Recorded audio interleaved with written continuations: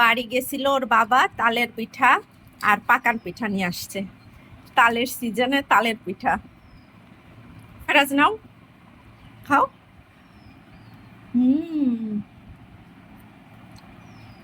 অনেক মজা হয়েছে পিঠাগুলো।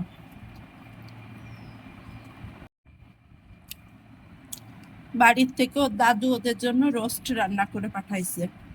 ফারাজ ফায়াজের আবার ওর দাদুর হাতের রোস্ট অনেক পছন্দ। এখন আরো অনেক কিছু আছে।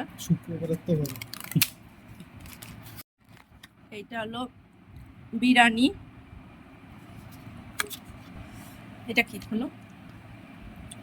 পিঠাগুলাই। এটা হলো ইলিশ মাছ, আর এটা হলো ডিম, আর এইটার মধ্যে হলো দেশি মুরগির ডিম। সেজন্য এইভাবে প্যাকেট করে পাঠানো হয়েছে। সবগুলো দেশি মুরগির ডিম। আর এটা আর এক বস্তা।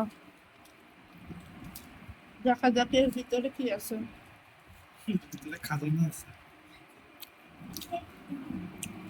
কি খাজানা আছে ফারাজ?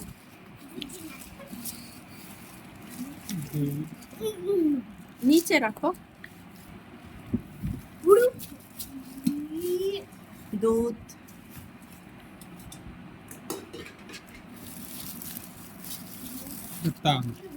তাল। এই তাল পাঠাইছে মনে হয় মা, না? আমার মাও তালই করে দিছে। এটা দিয়ে তালের কি করব? কাঁচামরিচ দেখেন কি বড় বড়, বোম্বাই মরিচ না দেখতে থাকবেন। এই তাল দিয়ে তালের পায়েস করব। কচুর লতি বাইসে দেশে মা একেবারে। এটার মধ্যে কি আছে পরে খুলে দেখতে পারি। সেমাই মনে হয়। পেঁয়াজ,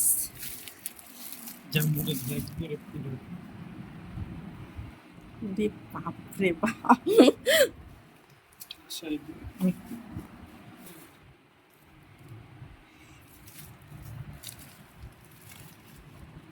জাম্বুরা গুলা খাইতে যে মজা লাগবে। গাছের পেঁপে, আখ।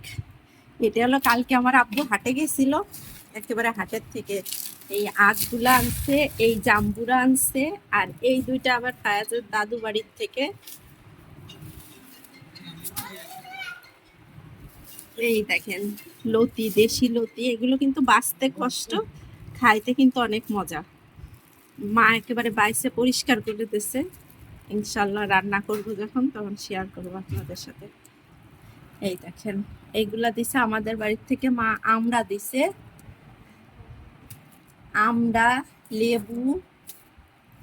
আমরা গুলা খাইতে যে আমি টক পছন্দ করি, যে এর জন্য মা সব আব্বু হাটের থেকে টক ফলগুলো নিয়ে আসছে। এই বছর প্রথম এই যে আখ খাবো। ওর ভিতরে কি পেঁপে? পেঁপে। এই যে এটা কি বলেন তো? অনেকে কুসর বলে, অনেকে আখ বলে। এই বছর প্রথম খাবো এটা। আখ খাবা? চুলে খাওয়া অনেক কষ্ট, খাইতে তো মজাই।